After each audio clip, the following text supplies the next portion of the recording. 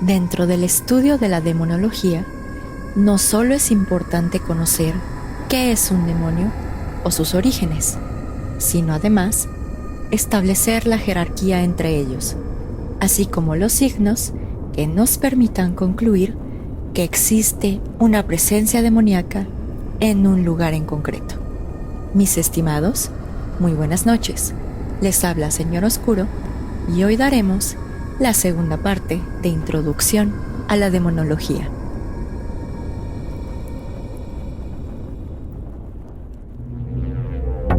Bienvenidos a Señor Oscuro, un podcast en el que cada viernes su servidora Jessica Ballarino los adentraré en los casos más perturbadores y extraños que se han documentado, ya sea que se trate de temas paranormales o bien de lo más retorcido de la mente humana. Nos aseguraremos de que todos y cada uno de estos casos queden grabados en sus sueños y pesadillas.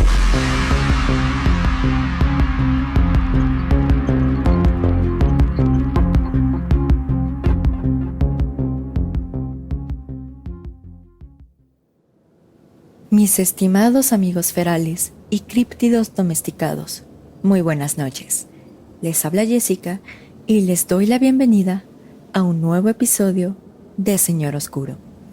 En este episodio seguiremos con el estudio de la demonología, por lo que, si aún no han escuchado la primera parte, les recomiendo ampliamente que lo hagan. Recapitulando un poco, en el episodio pasado analizamos que, de acuerdo con la visión de la religión cristiana, un demonio es un espíritu de naturaleza angelical, dotado de capacidad intelectual y voluntad, que fue condenado eternamente al no querer servir a Dios. Asimismo, dimos una introducción de la aparición de los demonios en las distintas culturas, analizamos sus características y hablamos de las diversas clasificaciones y jerarquías existentes entre estos seres.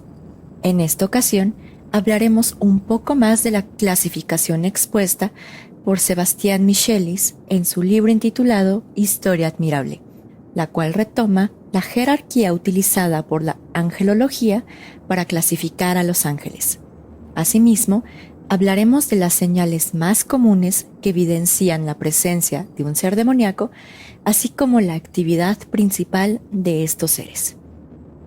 En 1613, un inquisidor francés de nombre Sebastián Michelis escribió un libro intitulado Historia Admirable, el cual contenía una clasificación de demonios, misma que le fue revelada por el demonio de nombre Palberith, también conocido como Perith, cuando este inquisidor exorcizaba a una monja de nombre Magdalena. Como ya se dijo en la introducción, esta clasificación tiene su origen en la clasificación utilizada en la angelología para clasificar a los ángeles, la cual se divide en tres principales jerarquías. La primera incluye a los ángeles que eran serafines, querubines y tronos.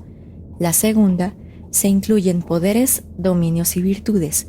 Y finalmente la tercera incluye principados, arcángeles y ángeles.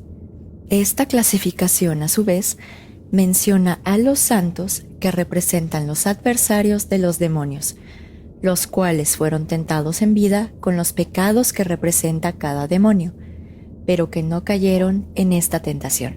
Pero en fin, comencemos con el análisis de cada jerarquía.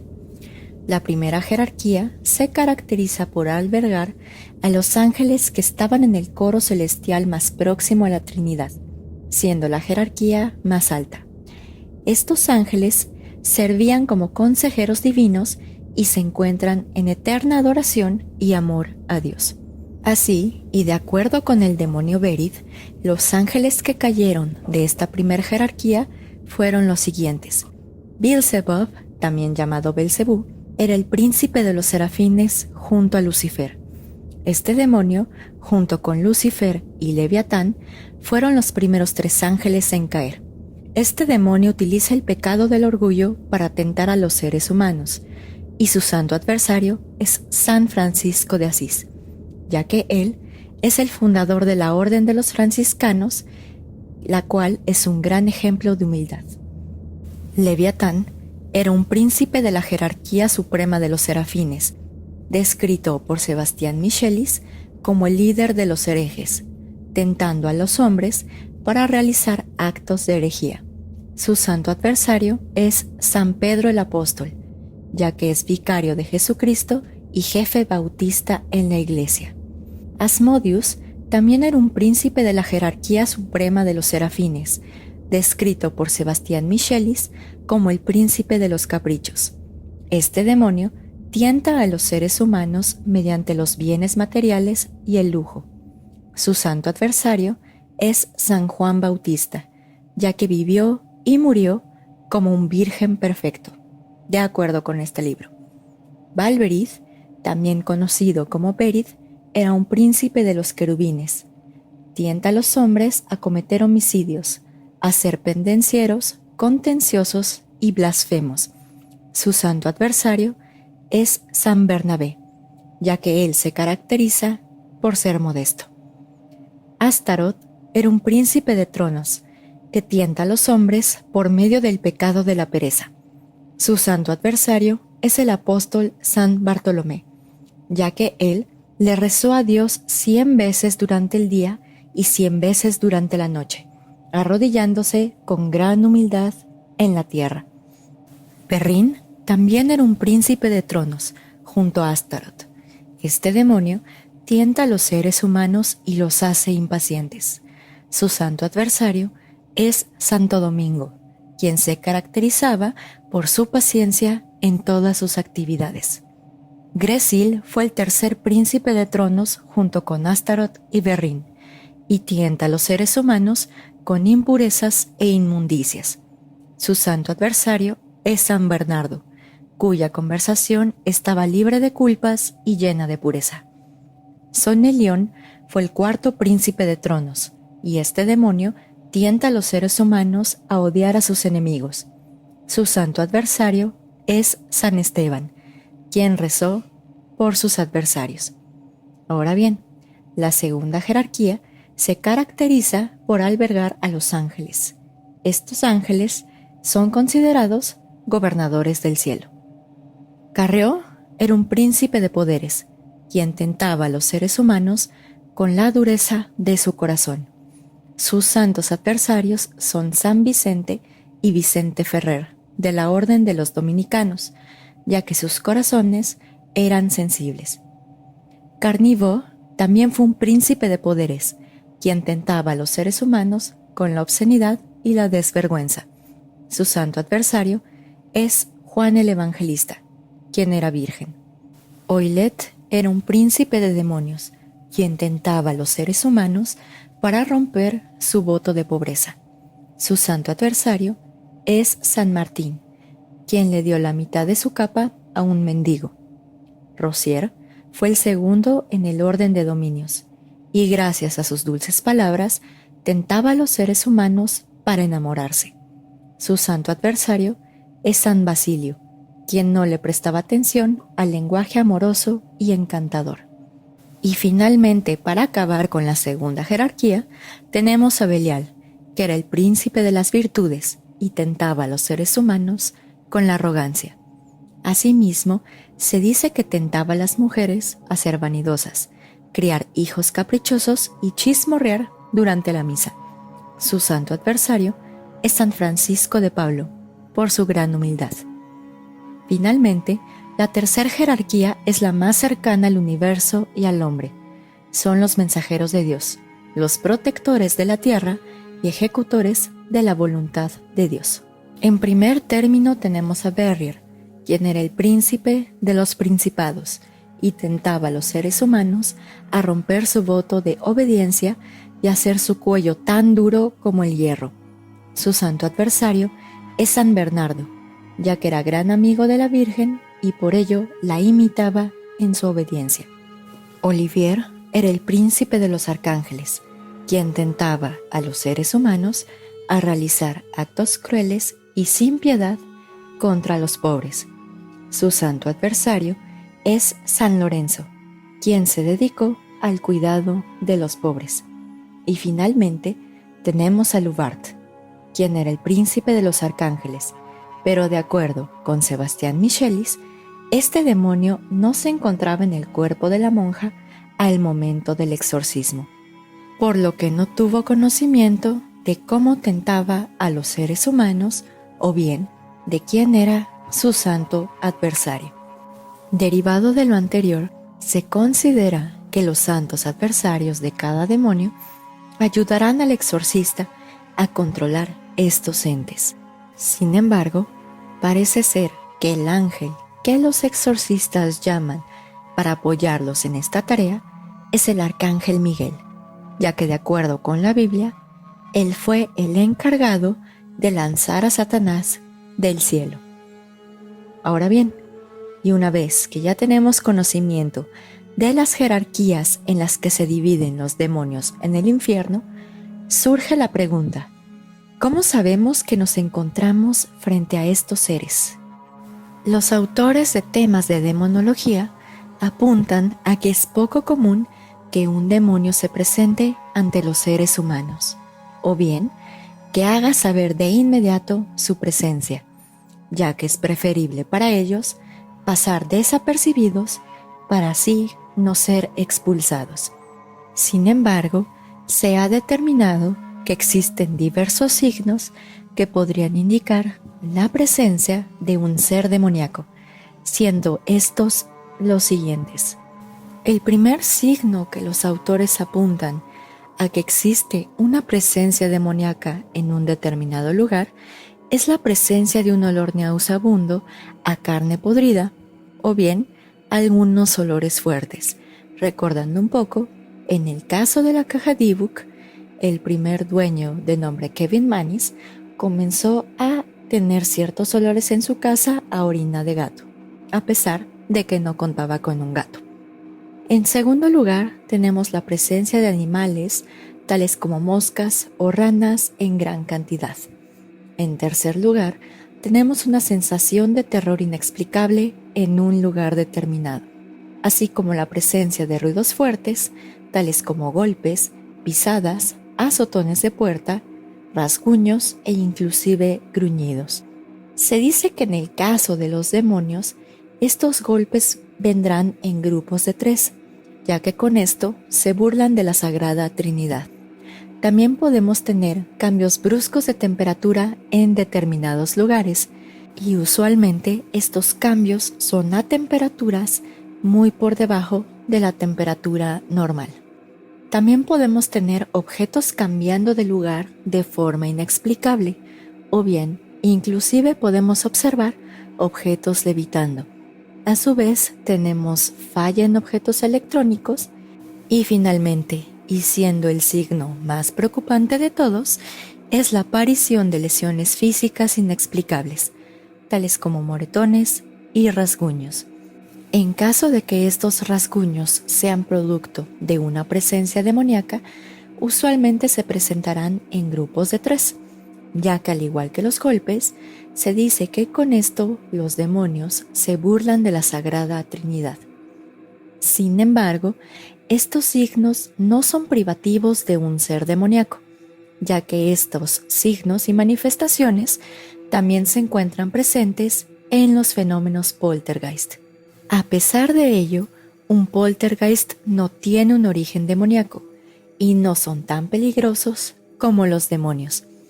La única diferencia que se ha encontrado entre la presencia de un poltergeist y la presencia de un demonio es que la actividad generada por el poltergeist puede terminar de manera abrupta y es poco común que se repita, mientras que en el caso de los fenómenos demoníacos, estos raramente terminan por su propia voluntad. Asimismo, se dice que cuando los demonios se presentan físicamente ante los seres humanos, usualmente lo hacen fingiendo ser espíritus de niños pequeños, ya que así ocultan su naturaleza demoníaca y dan una falsa sensación de seguridad y empatía hacia las personas. Por otro lado, los demonios también pueden presentarse como si fueran otro ser humano, pero pueden reconocerse por tener alguna deformidad, tales como falta de dedos, falta de miembros superiores o inferiores, o bien ojos de color negro, y usualmente usarán ropa de este mismo color.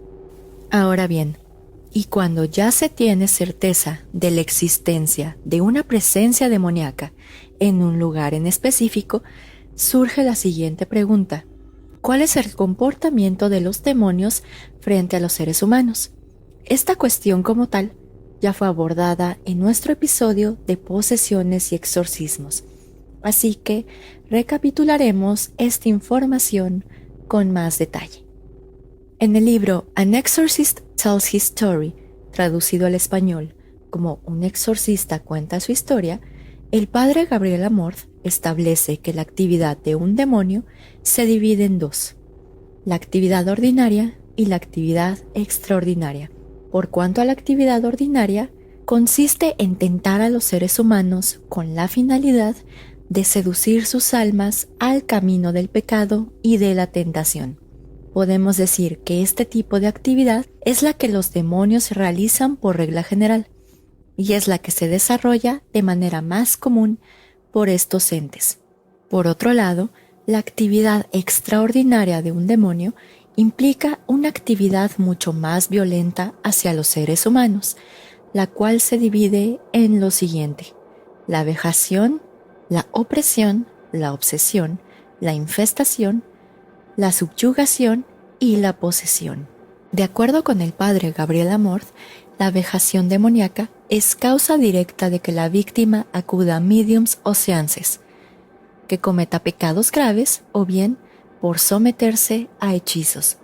A diferencia de las posesiones, donde el demonio tiene completo poder sobre el cuerpo de la víctima, en las vejaciones el demonio carece por completo de este poder. No obstante lo anterior, por medio de las vejaciones, el demonio ataca física y mentalmente a una persona, ya sea causando diversas lesiones como rasguños, golpes, moretones o huesos rotos, causando a su vez enfermedades sin causa aparente, dolores provocados sin algún signo visible, o bien atacan a la víctima mediante pesadillas. Por otro lado, la opresión demoníaca varía desde una enfermedad leve hasta enfermedades más serias, las cuales se caracterizan por causar malestar físico en la víctima. De acuerdo con este padre, un ejemplo de ello es Job, el cual no fue poseído por alguna entidad maligna, pero perdió a su familia, sus bienes y su salud.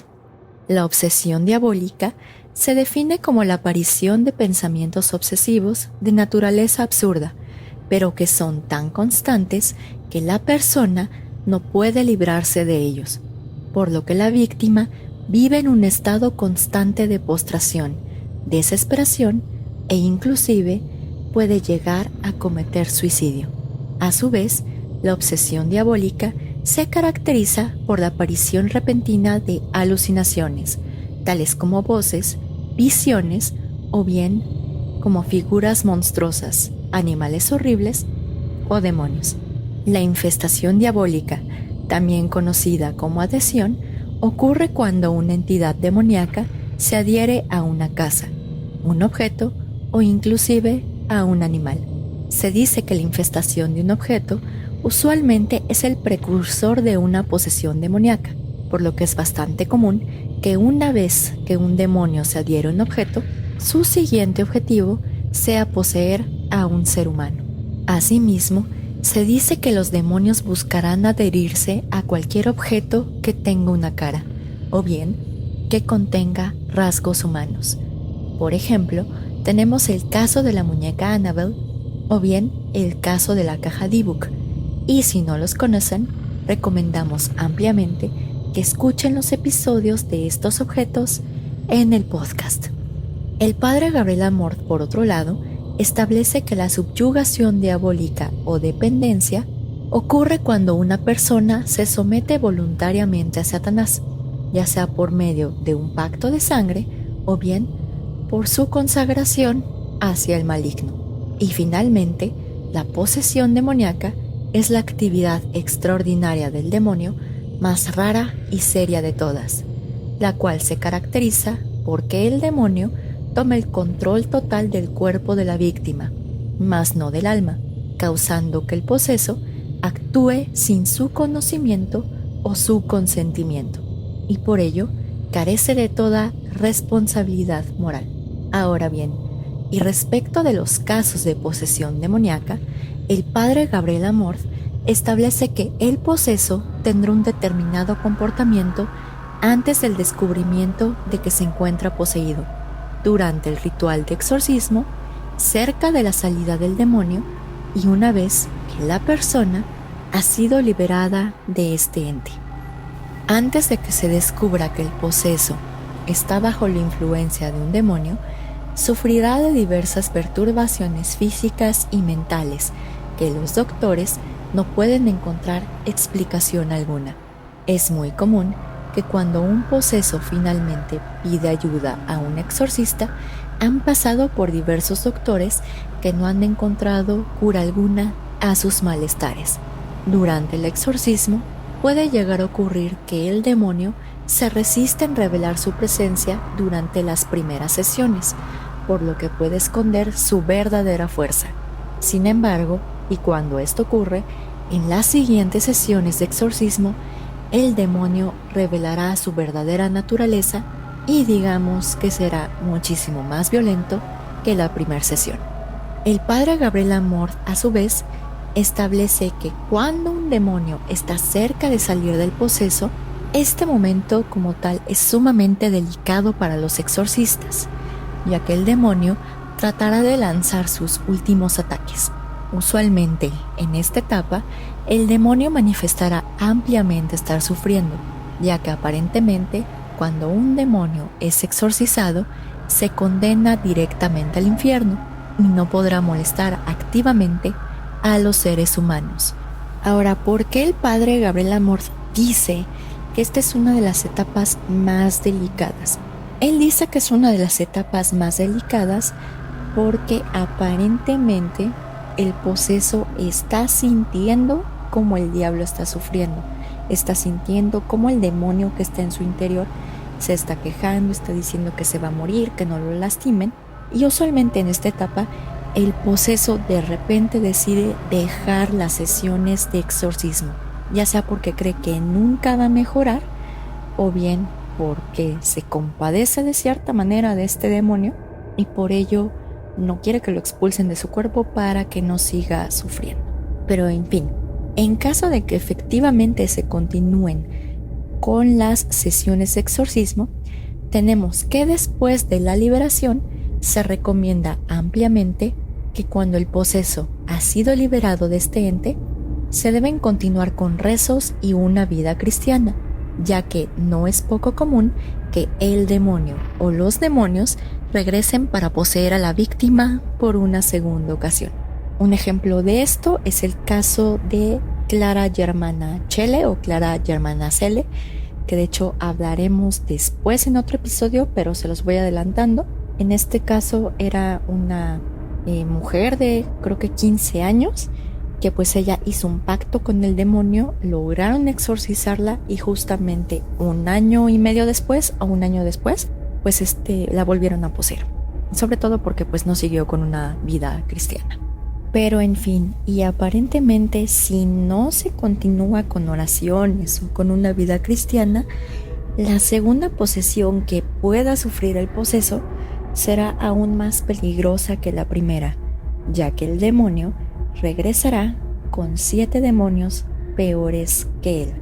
Ahora bien, es importante mencionar que el padre Gary Thomas, el exorcista en el cual se basó la película del rito, establece que cuando una persona se encuentra poseída, usualmente no está poseída por un solo demonio, sino más bien existe una pandilla de demonios en su interior, la cual es liderada por un demonio de mayor jerarquía. Un ejemplo de esto es el caso de Anna Eklund, que si no lo conocen, les recomiendo ampliamente que lo busquen y escuchen este episodio del podcast, ya que aparentemente ella estuvo poseída por varios demonios, siendo el demonio de mayor jerarquía Belcebú, y curiosamente no sé por qué ahí llaman a Judas Iscariote como demonio, pero también le estaba poseyendo. Y para terminar el episodio de hoy es necesario mencionar lo siguiente. No lo mencioné como tal como un aviso legal o un aviso parroquial antes del episodio, porque primero quería explicar todos los signos y todos los síntomas de esta clase de influencias demoníacas. Pero como ustedes lo pudieron analizar, hay varios signos o varios síntomas que se asemejan mucho a las enfermedades mentales, ya que por ejemplo hablamos de alucinaciones, hablamos también de ideaciones suicidas, hablamos de depresión, pensamientos obsesivos, etc. Y realmente lo que yo les quiero transmitir es que no porque tengan estos síntomas significa inevitablemente que están poseídos por un demonio. Es más, es necesario mencionar que de todos los padres que he estado investigando, llámese el padre Gabriel Amorth, el padre Gary Thomas, el exorcista en el que se inspiró la película del Rito, en el caso también del padre José Antonio Fortea y otros más, ellos tienen un equipo que los ayuda a determinar si efectivamente un caso en concreto se trata ya sea de un tipo de posesión demoníaca o bien si se trata de una enfermedad mental, ya que de acuerdo con el padre Gary Thomas, el exorcismo que en caso se realice, este tiene que ser considerado como el último recurso.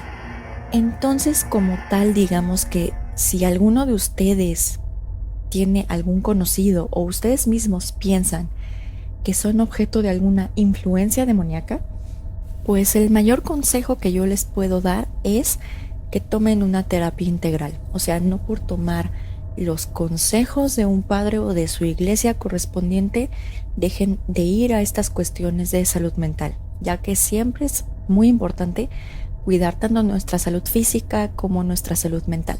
Y lo repito, el hecho de que uno sufra alucinaciones, el hecho de que uno sufra depresión, el hecho de que uno tenga pensamientos suicidas o bien el hecho de que alguien tenga algunos pensamientos obsesivos no quiere decir necesariamente que está poseído por un demonio o bien que tiene algún tipo de influencia demoníaca.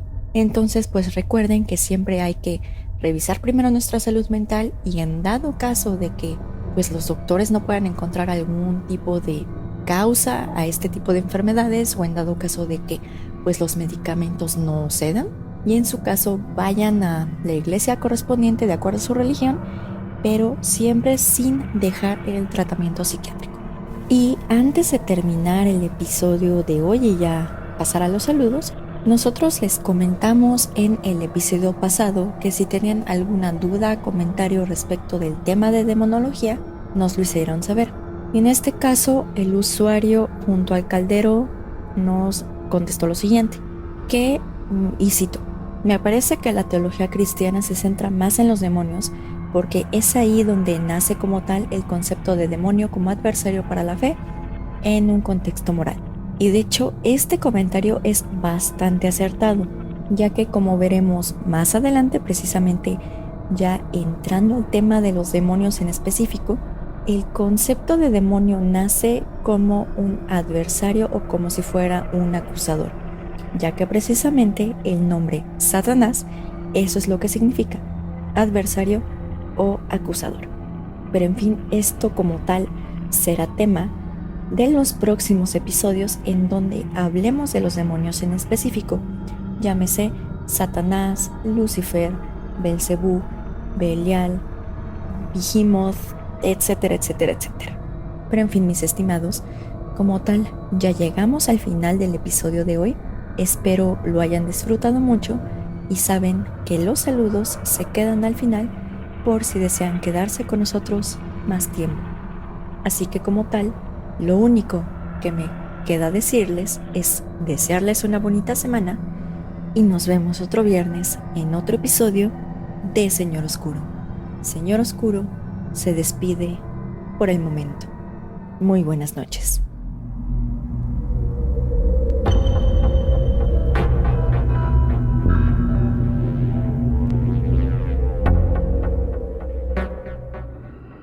Gracias a todos por escuchar el episodio de hoy. Quise hacer este episodio un poco más corto que el primero de introducción a la demonología, porque en este caso sí tiene pues varias cuestiones a analizar, como por ejemplo los signos de infestación demoníaca, los signos de la presencia de un demonio, la jerarquía de Sebastián Michelis. Entonces no los quería atiborrar con tanta información. Entonces, y como yo ya dije, justo antes de terminar el episodio, ya en los siguientes hablaremos más de los demonios en específico, mencionaremos a qué clase de clasificación o jerarquía corresponden y mencionaremos, por ejemplo, cuáles son los rituales para su invocación, así como los sellos para controlarlos. Claro, en dado caso de que estos demonios se encuentren dentro de los 72 demonios del Rey Salomón. Pero en fin, si les gustó mucho el episodio de hoy, nos pueden buscar en nuestras redes sociales y nos encontramos en Facebook, en www.facebook.com/mrs.oscuro. En Instagram nos encontramos bajo el nombre de usuario @colectivo.sr.oscuro o bien en la página web www.instagram.com/colectivo.sr.oscuro. También nos encontramos en diversas plataformas como son Spotify, Pinecast, Apple Podcast y YouTube bajo Señor Oscuro. Pero ahora bien, vamos directo a los saludos. Le quiero enviar un fuerte saludo a Antonio de Relatos de Horror, que si no lo conocen, lo pueden buscar en sus redes sociales como son Facebook, Instagram, YouTube y Spotify. También, como siempre, le mando mi más grande saludo y mi eterno agradecimiento al equipo de Carol Sound, ya que ellos siempre nos ayudan a editar los episodios y a generarlos con la mejor calidad para todos ustedes. Ahora en Facebook le quiero mandar un fuerte saludo a Eduardo Ganosa, que está pasando por un momento bastante difícil allá en Perú, así que sabes que todo el equipo de Señor Oscuro te manda todas nuestras buenas vibras y todo nuestro apoyo desde México. También le quiero mandar un fuerte saludo a Lourdes Renata Acker, a Rispo Santos y a la Hormiga Atómica que nos escucha desde Spotify. En YouTube le quiero mandar también un fuerte saludo a Mónica Castillo, que se está recuperando de un accidente que tuvo, así que pues te mandamos todas las mejores vibras posibles de parte de Señor Oscuro y agradecemos mucho que nos sigas escuchando mientras te recuperas. También le quiero mandar un fuerte saludo a Adrián Vera, a Dissident, a Deimos Truco y a Daniel Rodríguez.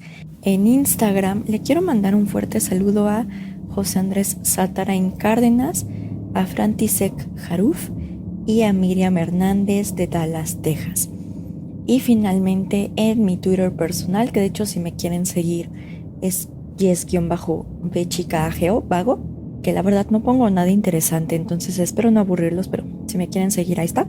Le quiero mandar un fuerte saludo a Sam de Bakersfield, California, y al nombre de usuario DJ Tony Rivera.